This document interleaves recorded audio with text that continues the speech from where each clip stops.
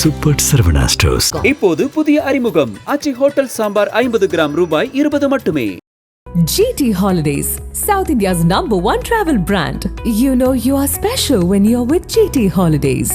Criminal cartels பெரிய பலத்தோடு செயல்படுறாங்க. அவங்க இல்லாத இடமே கிடையாது. குறிப்பாக அமெரிக்காவில் எல்லா இடத்துலையும் பறந்துருக்காங்க. இன்னைக்கு உச்சத்தில் இருக்க போதை மருந்து வந்து ஃபென்டனல் செயற்கையாக தயார் பண்ணுறது. அது ஒரு வலி நிவாரணி. 100 மடங்கு போதை தரக்கூடியது. சீனாவிலிருந்து தயாரிக்கக்கூடிய மூலப்பொருட்கள் வருது, கனடா வழியாக வருதுன்னு சொல்றாரு அதிபர் ட்ரம்ப். இதெல்லாம் ஒரு போலீஸ் அதிகாரி 59 வயது, அமெரிக்க தகவல் அவருக்கு கிடைக்குது. அவருடைய கூட்டாளி ஒருத்தருடைய உதவியோட அவருடைய காதலியை சந்திக்க செல்கிறார் அதிபர் Trump. Claudia Sheinbaum is a good woman, but that cartels run Mexico. இந்த போதை மருந்து குழுக்கள் தான் அந்த நாட்டை நிர்வாகம் பண்றாங்க. அது ஒரு அளவுக்கு உண்மை. அங்க இருக்கக்கூடிய கூட்டாளிகள், கவுண்டர் பார்ட், அவர்களை வச்சு தான் இதெல்லாம் நடந்துட்டு இருக்கு. அவர்கள்ட்ட அவ்வளோ பெரிய ஆயுதம் இருக்கு. மெக்சிகோ மக்களோட புரிதல் எப்படி சார் இருக்குன்னு நாங்கள் போன இடங்கள்லாம் எங்களுக்கு வழிகாட்டிகளாக வந்தவர்கள் இது தொடர்பாக ரொம்ப ரகசியமாக.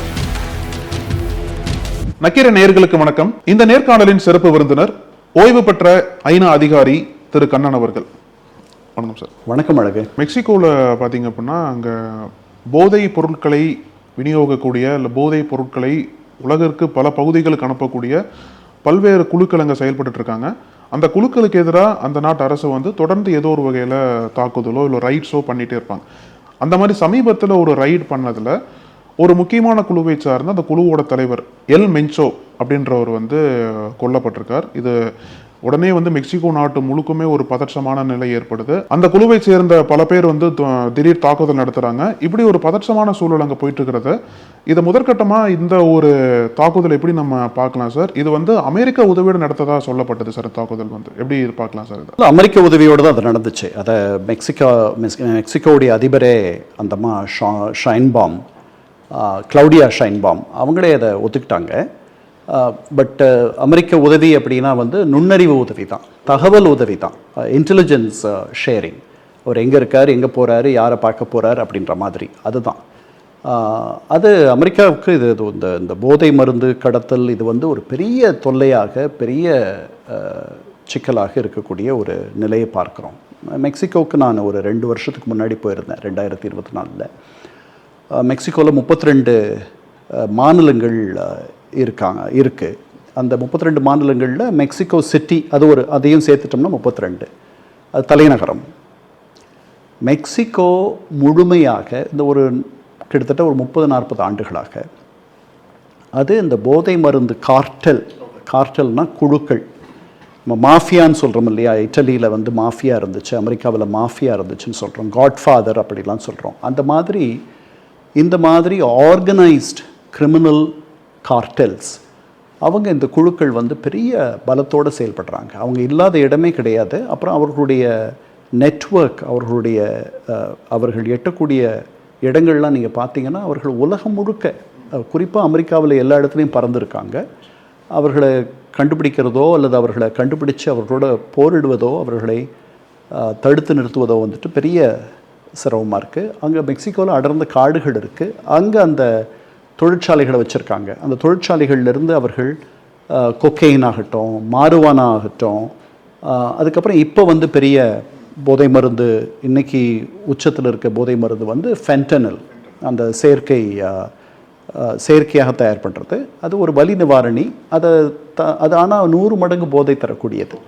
அதை பயன்படுத்துகிறவர்களுடைய எண்ணிக்கை பெருகிக்கிட்டே வருது. அது சீனாவிலிருந்து அதை தயாரிக்கக்கூடிய மூலப்பொருட்கள் வருது, கனடா வழியாக வருதுன்ட்டு சொல்கிறாரு அதிபர் ட்ரம்ப். இதெல்லாம் நெமெசியா ஒசுகுவேரா செர்வான்டஸ், அதுதான் அவருடைய பெயர். அந்த ட்ரக் கார்டலினுடைய மிகப்பெரிய தலைவர். அவருக்கு 59 வயது. அவருக்கு இன்னொரு பேர் உண்டு. இவர்களுக்கெல்லாம் வந்து ஒரு புனை பெயர் அல்லது வந்து ஒரு பட்ட பெயர் உண்டு. எல் மென்சோ நெமெசியா ஒசுகுவேரா செர்வான்டஸ். அவர் ஒரு பழைய போலீஸ்காரர், ஒரு போலீஸ் அதிகாரி, 59 வயது. அமெரிக்க தகவல் அவருக்கு கிடைக்குது. அவரை வந்து அவருடைய கூட்டாளி ஒருத்தருடைய உதவியோட அவருடைய காதலியை சந்திக்க செல்கிறார். அந்த கூட்டாளி அவருக்கு அந்த சந்திப்பை ஏற்பாடு பண்ணுறாங்க. ரொம்ப அதிலிருந்து கிடைச்ச தகவலை வச்சு அவரை மெக்சிகோ இராணுவம், அங்கே இராணுவம் தான் முழுக்க இதுக்கெல்லாம், போலீஸை நம்ப முடியாது. ஏன்னா போலீஸ் வந்து அவங்களோட கூட்டு களவாணியாக இருக்காங்க. அவர்கள் எல்லாரையும் வாங்கி வச்சுருக்காங்க. அவங்க நீதிபதிகளை வாங்கி வச்சுருக்காங்க, போலீஸை வாங்கி வச்சுருக்கார்கள், இராணுவத்திலேயே சில பேரை வாங்கி வச்சுருக்காங்க அப்படின்ட்டுலாம் நினைக்கிற அளவுக்கு இருக்குது. இது தொடர்பாக பல தொலைக்காட்சி தொடர்கள் வந்திருக்கு. உங்களுக்கு எல் சாப்போன்னு சொல்லிட்டு ஒரு தொடர் வந்துச்சு முன்னாடி. அவர் வந்து ஹாக்கின் குஸ்மன் லோயரா அப்படின்றது தான் அவருடைய பெயர். ஆனால் அவருக்கு எல் சாப்போன்றது பட்ட பெயர். உண்மையிலே இந்த பேர்லாம் ரொம்ப கஷ்டம் தான் சார். ஜேன் வந்துச்சுன்னா ஹெச்ன்னு சொல்லணும் அந்த அவங்க பாஷையில். அதனால் ரொம்ப இப்போ JAVIER ஜாவியர்னு நம்ம படிக்கிறோமில்ல, அது ஹாவியர். அந்த மாதிரி இந்த ஜாக்கன்னு இருக்கும் அவருடைய பேர், நம்ம ஹாக்கன்னு படிக்கணும். அவரை பற்றி நெட்ஃப்ளிக்ஸில் இருக்குது, ரொம்ப நல்லாவே இருக்கும். நான் அதை பார்த்துருக்கேன். அந்த 3 பருவங்கள், 3 சீசன்ஸ் இருக்குது, ரொம்ப நல்லாயிருக்கும். அந்த நாடு முழுக்க இந்த போதை மருந்து குழுக்கள் அவர்களுடைய அட்டகாசம், அவர்களுடைய ஆட்சி, அவர்களுடைய அடக்குமுறை என்பது வந்து முழுமையாக நாடு முழுக்க இருக்குது. இந்த 32 மாநிலங்களில் இவரை எல் மென்சோவை அவர்கள் எங்கே பிடிச்சாங்க, அவர் வந்து ஹலிஸ்கோ நியூ ஜெனரேஷன் கார்ட்டல்னு பேர். அந்த கார்ட்டலுடைய மிகப்பெரிய இடத்துல இருக்கிறவர் அவரை இந்த தகவல் கிடைச்சி கொண்டுட்டாங்க. இது வந்து பெரிய அளவில் வரவேற்பு. ஆனால் இது நடந்த பிறகு பல கார்கள், பல பஸ்கள் எரிக்கப்பட்டு விட்டுட்டேன். ஏறக்குறைய அந்த நாட்டில் 8 மாநிலங்களில் பெரிய போரே நடந்துருச்சு. பல சாலை தடுப்புகள் போடப்பட்டன. அவருடைய குழுவை சேர்ந்தவர்கள் அவர்கள் வந்து இப்போ அந்த நாட்டையே ஸ்தம்பிக்க செய்ய முடியும் அவங்களால. இதே மாதிரி 2024 இவங்களுக்கு எதிர ஒரு குழு இருக்குது. அந்த குழு வந்து சினலோவா அப்படின்ட்டு, அதுதான் இருக்கிறதுலேயே பெரிய குழு. இவங்க 2 பேர் தான், இந்த ஹலிஸ்கோ நியூ ஜென்ரேஷன் இந்த கார்ட்டலும், சினோலா அது ஒரு பெரிய கார்ட்டல். இந்த 2 கார்ட்டலுக்கும் இடையில தான் இவர்கள் வந்து தென்மேற்கில் செயல்படுறவங்க. யார்? இந்த சினலோவா. அவங்க வந்து ஹலிஸ்கோ வடமேற்கில் செயல்படுறவங்க. ஆனால் எல்லா இடத்துலையும் எல்லாரும் இருக்காங்க. அவங்களுக்குள்ள ஒரு புரிதலும் மோதலும் இருக்குது. இல்லை, ஓரளவுக்கு புரிதல் இருக்கும். ஆனால் சில நேரங்களில் ஆதிக்கம் வரணுன்றதுக்காக மோதலும் நடக்கும். 2024 என்னாச்சு, இந்த எல் சாப்போன்னு நான் சொன்னேன் இல்லையா, அவர் தான் அவரை பற்றி படங்கள்லாம் வந்திருக்குன்னு சொன்னேன் இல்லையா, தொடர்கள்லாம். அவரை பிடிச்சு தர்றதுக்கு இந்த குழுவில் இருக்கிற, இந்த எதிர்குழுவில் இருக்கிற ஒரு ஆள் உதவி பண்ணி பிடிச்சு கொடுத்துட்டார். அது மட்டும் இல்லாத 2019 அவருக்கு எதிராக சாட்சி அமெரிக்காவினுடைய நீதிமன்றத்தில் சொல்லி அவர் நீதிமன்றத்தில் இப்போ இருக்கார். இந்த குழுக்களுடைய பரந்த இவங்களுடைய நெட்வொர்க் வந்து பல ஆயிரக்கணக்கான பேர் இருக்காங்க. பல ஆயிரக்கணக்கான குடும்பங்கள் இதை நம்பி இருக்கு. இவர்கள் வந்து ஊடுருவாத இடமே கிடையாது. அரசு, போலீஸ், நீதிபதிகள், நீதித்துறை எல்லா இடத்துலையும் நீக்கமறை இவங்க நிறைஞ்சிருக்காங்க. அதனால் இதை இராணுவத்தை வச்சு தான் சண்டை போட வேண்டியிருக்கு. இதற்கு முன்னாடி ஒரு 2024 இவங்களுக்கு வந்துட்டு இவங்க ஒரு விமானத்தையே, இராணுவ விமானத்தையே கீழே கொண்டு வந்துட்டாங்க. சர்ஃபேஸ் டு ஏர் மிசைல்ஸ் வச்சுருக்காங்க, சாம். அந்த மாதிரி அவர்கள்ட்ட இருக்கக்கூடிய நவீன ஆயுதங்கள் இராணுவத்துக்கிட்ட கூட இருக்குமான்னு தெரியல. இப்போ அமெரிக்கர்கள் என்ன சொல்லியிருக்காங்கன்னா, இப்போ ஜனவரி 8 அன்னைக்கு, ஜனவரி 8 ஃபாக்ஸ் நியூஸ்க்கு ஒரு பேட்டியில் அவர் சொல்கிறாரு, அதிபர் Trump, Claudia Sheinbaum is a good woman but the cartels run Mexico. அதிபர் கிளவுடியா ஷெயின்பாம் ஒரு நல்ல பெண்மணி, ஆனால் அவர்கிட்ட அதிகாரம் இல்லை, மெக்சிகோ இல்லை. இந்த போதை மருந்து குழுக்கள் தான் அந்த நாட்டை நிர்வாகம் பண்ணுறாங்க. அது ஒரு அளவுக்கு உண்மை.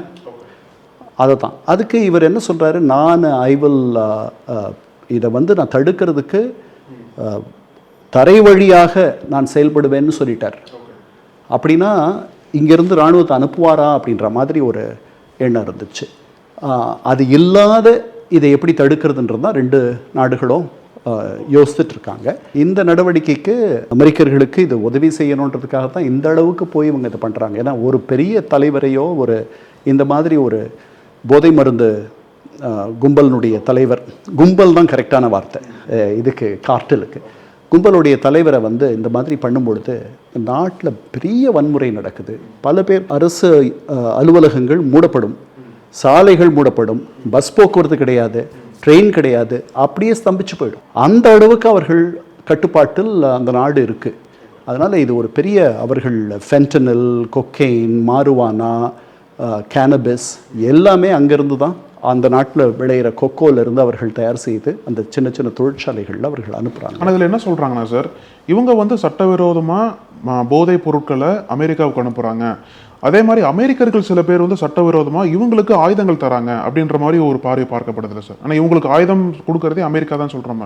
அந்த மாதிரி ஒரு அமெரிக்கா அரசு கொடுக்காது, அதை சட்டவிரோதமாக கொடுக்குறாங்கன்ற. அமெரிக்காவில் இருக்கக்கூடிய குற்றவாளிகள், குற்ற பின்னணி உள்ளவர்கள், அங்கேயும் போதை மருந்து கடத்துபவர்கள் இருப்பார்கள். அவர்களுடைய உதவி இல்லாத எப்படி இவர்களால் வந்து கடத்த முடியும்? அதனால் இவர்களை மாதிரி இவர்களுடைய அங்கே இருக்கக்கூடிய கூட்டாளிகள், கவுண்டர் பார்ட்ஸ், அவர்களை வச்சு தான் இதெல்லாம் நடந்துகிட்ருக்கு. அவர்கள்ட்ட அவ்வளோ பெரிய ஆயுதம் இருக்குது. ஆயுதம் வாங்குறது இன்றைக்கி வந்து சர்வதேச சந்தையில் அது ஒரு பெரிய கஷ்டமெல்லாம் கிடையாது. வாங்கலாம், நீங்கள் எவ்வளோ வேணாலும் வாங்கலாம். ஆனால் இப்போ இந்த கலாச்சாரம், அந்த மெக்சிகோவில் இருக்கக்கூடிய அந்த கலாச்சாரம் வந்து இப்போ நீங்கள் சொல்கிறது போலவே மெக்சிகோ பொருளாதாரமே வந்து ஒரு பெரிய பங்கு உங்களுக்கு இருக்குன்ற மாதிரி புரிஞ்சுக்கலாமா சார்? அந்த அளவுக்கு உங்கள் ஆதிக்கம் பண்ணுறாங்க மெக்சிகோக்குள்ளே, அந்த கலாச்சாரம் வந்து தொடர்ந்து பெருகிட்டே இருக்குது. இல்லை, இந்த போர் வந்து ஒரு 40 ஆண்டுகளாக நடந்துகிட்ருக்கு. இதுக்கு முன்னாடி கிளவுடியா ஷைன்பாம் அந்த அம்மா ஒரு ஆண்டுக்கு மேலே தான் அதிபராக இருக்காங்க. அதற்கு முன்னாடி இருந்தவருடைய ஆட்சியில் இதை பெரிய அளவில் கட்டுப்படுத்த முடியல. பட் இந்த அம்மா இன்னும் முனைப்பாக அதை பண்ணுறாங்க. ஏன்னா எல்லா அரசு துறைகளும் கரைப்படிந்திருக்கின்றன. அதை யாரை நம்பி இந்த பொறுப்பை கொடுக்கறதுன்னு தெரியல. இந்த 2024 ஒரு ரைவல் கும்பலில் வந்துட்டு எதிரெதிர் கும்பலில் இந்த மாதிரி நடந்த உடனே அப்போ என்ன ஆச்சு, பல இடங்களில் பெரிய கலவரம் வெடிச்சது. அப்போது ஒரு ஜென்ரல் சொல்கிறாரு, அந்த மாநிலத்தினுடைய ஜென்ரல், இராணுவ ஜென்ரல் சொல்கிறாரு, இங்கே வந்து அமைதி நாட்டுறது என்பது எங்ககிட்ட இல்லை, எதிரெதிர் அணிகள் அவர்கள்கிட்ட தான் இருக்குது அப்படின்னு சொன்னார். அவரை அடுத்த கொஞ்ச நாளில் அவரை பதவியை விட்டு இறக்கிட்டாங்க. அந்த அளவுக்கு ஒரு இராணுவ ஜென்ரலே இந்த அமைதியை நிலைநாட்டுவது, சட்டம் ஒழுங்கை நிலைநாட்டுவது என்பது எங்கள் கையில் இல்லை அப்படின்னு சொல்கிற அளவுக்கு தான் அந்த நாடு. சார், இப்போ நீங்கள் கூட சொல்லியிருந்தீங்க மெக்சிகோவுக்கு போனதாக சொல்லியிருந்தீங்க. அந்த மெக்சிகோ மக்களோட புரிதல் எப்படி சார் இருக்குது இந்த கலாச்சாரத்தை பற்றி? அவங்க எப்படி இதை புரிஞ்சுக்கிறாங்க? அவங்க அஞ்சி வாழ்ந்துட்டுருக்காங்க. நாங்கள் போன இடங்கள்லாம் எங்களுக்கு வழிகாட்டிகளாக வந்தவர்கள் இது தொடர்பாக ரொம்ப ரகசியமாக இந்த நாட்டில் வந்து ஒரு இணையான ஒரு பொருளாதாரம், இணையான ஒரு சட்ட ஒழுங்கு, இணையான ஒரு நிர்வாகம் இவர்கள் நடத்துகிறார்கள்னு சொன்னதெல்லாம் நாங்கள் பார்த்தோம். இப்போ தாக்குதல் நடத்தலாம்ன்ற மாதிரி கூட அந்த அச்சம் இருக்குது அவங்களுக்கு. ஆமாம், மக்கள் பயந்து வாழ்கிறாங்க. அரசு வந்து ஒரு பெரிய அளவில் அதிகாரமிக்க உறுதியான ஒரு அரசாக இல்லை. அவங்கள நம்பி அவங்களுக்கு, அதனால் இவர்கள் ரொம்ப அஞ்சி வாழ்கிறது. ஏன்னா இவங்க எங்கே வாழ்வாங்க? இந்த கும்பலில் இருக்கவர்கள், இந்த போதை மருந்து கும்பலில் இருப்பவர்கள் மக்களிடத்தில் தான் வாழ்கிறார்கள், அங்கே தான் ஒழிஞ்சு வாழ்கிறாங்க. அவர்களை சார்ந்து தான் மக்கள் இருக்கணும். இந்த ஒவ்வொரு முறையும் இந்த மாதிரி எதேனும் நடக்கும் பொழுது, இது நடந்துச்சு இல்லையா, இது நடந்த அந்த ஊரில், அந்த ஊரே அப்படியே ஊரடங்கு சட்டம் போட்ட மாதிரி அமைதியாகிடுச்சு. எல்லோரும் வீட்டை விட்டு யாரும் வரவே இல்லை. இதே மாதிரி தான் 2024 முன்னாடி நடந்த பொழுதும் 2 எதிர் அணிக்கு வந்து தகராறு வந்த பொழுதும் இதே மாதிரி ஊர் முழுக்க யாரும் வீட்டை விட்டு வரமாட்டாங்க. எந்த அரசு நிறுவனமும் திறக்காது, பள்ளிகள் மூடப்படும், கல்லூரிகள் மூடப்படும். அப்போ பாருங்கள், அது எவ்வளவு பெரிய ஒரு பேரலல் அரசாங்கத்தை அவங்க நடத்துகிற மாதிரி தானே இருக்குது. இந்த அரசாங்கத்துக்கு எதிராக ஒரு மெக்சிகோ இராணுவம் மட்டும் இல்லை, அமெரிக்க இராணுவமும் அமெரிக்க நுண்ணறிவு பிரிவினரும் அமெரிக்க அரசும் கூட இவர்களை எதிர்த்து இந்த ட்ரக் என்ஃபோர்ஸ்மெண்ட் ஏஜென்சின்னு ஒன்று வச்சுருக்காங்க அமெரிக்காவில். அவங்களுடைய முழு வேலையே இதுதான்.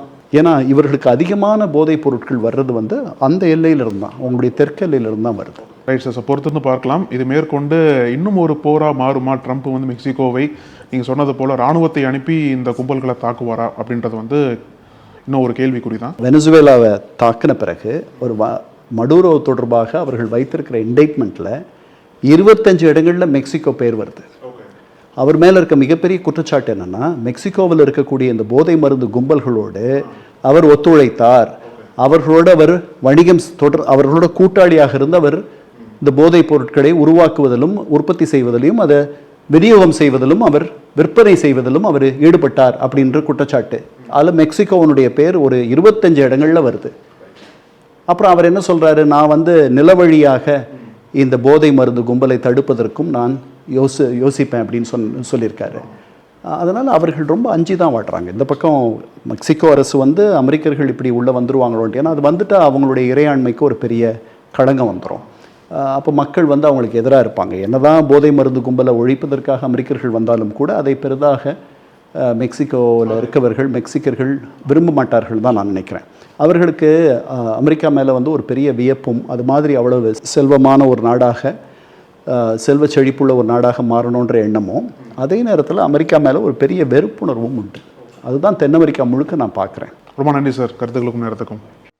நக்கீரன் டிவிக்கு சப்ஸ்கிரைப் செய்யுங்கள். உங்கள் ஆதரவே எங்கள் பலம். ஆசிரியர்களுக்கு நண்பனாகவும் மாணவர்களுக்கு ஆசானாகவும் திகழும் தேர்வு வழிகாட்டி. ஒவ்வொரு பாடத்திற்கும் அனுபவமிக்க ஆசிரியர்களின் துல்லியமான தெளிவான விடைகள். CNC இருக்கு, தேர்வு பயம் எதற்கு? இது தீரன் பப்ளிஷிங் ஹவுஸ் விற்பனை வெளியீடு.